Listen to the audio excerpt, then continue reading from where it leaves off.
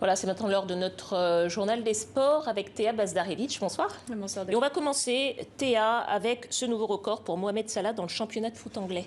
Oui, l'Égyptien toujours aussi pharaonique. Avec les Reds, nouvelle illustration ce samedi face à Newcastle. 3 minutes de jeu à peine et déjà le but. C'est son 20e cette saison. Comme un air de déjà vu, c'est la 3e année consécutive qu'il marque autant en Première Ligue. Et c'est là que ça devient exceptionnel. Personne avant lui n'avait fait aussi bien à Liverpool. Mohamed Salah qui grimpe par la même occasion sur le podium des meilleurs buteurs africains dans le championnat d'élite anglais. 95 buts au compteur en 154 matchs. Égalité parfaite avec le Nigérian Yakubu Ayegbeni.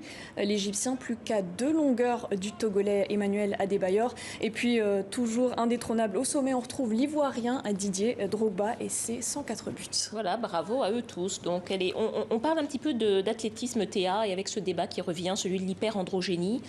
On en a beaucoup entendu parler avec Caster Semenya, la sud-africaine. Et cette fois, c'est une athlète nigérienne qui a bien cru qu'elle ne pourrait pas participer au JO de Tokyo.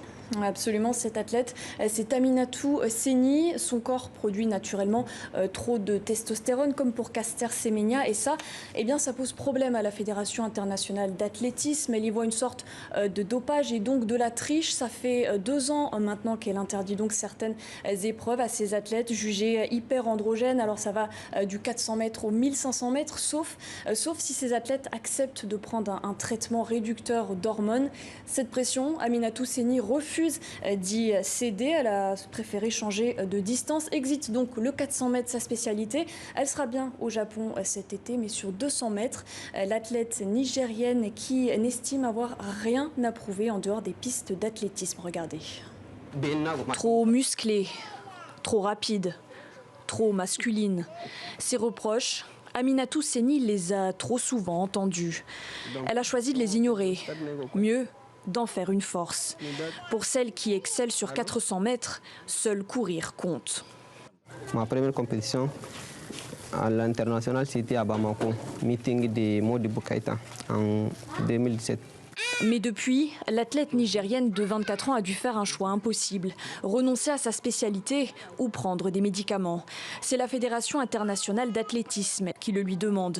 Car Aminatou Seni est hyperandrogène. Son corps produit naturellement trop de testostérone.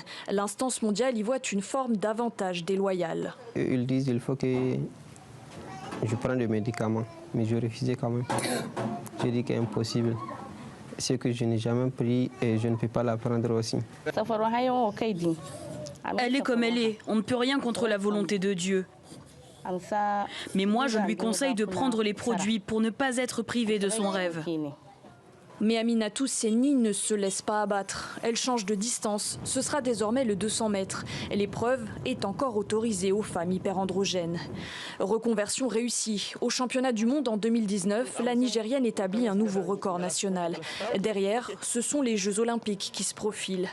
Un succès qu'elle doit beaucoup à son entraîneur. Amina, pourquoi le bras là? Toujours présent en compétition comme dans la tempête médiatique. Salifou Oumarou, à la fois soulagé de voir sa prometteuse athlète s'envoler pour le Japon, mais aussi en colère. Si c'était aux 400 mètres, là, on sait très bien que nous allons avoir une médaille. Ça, c'est garanti. Parce que quand on les a empêchés de courir, elles étaient à la 4e mondiale. Ce règlement, c'est contre nous-mêmes qu'on a fait ça. Une réglementation sexiste et raciste dénoncée par de nombreuses ONG. Sur le continent, d'autres athlètes en ont fait les frais. La Sud-Africaine, double médaillée olympique sur 800 mètres, Caster Semenya, la Kenyane Margaret Wambui ou encore la Burundaise Francine Niyonsaba. Face à la polémique qui enfle, la discrète Aminatou Seni reste concentrée sur ses tours de piste. Il lui reste 3 mois pour finaliser sa préparation. Avant, elle l'espère, de glaner sa première médaille olympique, comme un pied de nez à tous ceux qui la critiquent. Voilà, et on lui souhaite bonne chance pour les JO. Merci beaucoup Théa, à la semaine prochaine.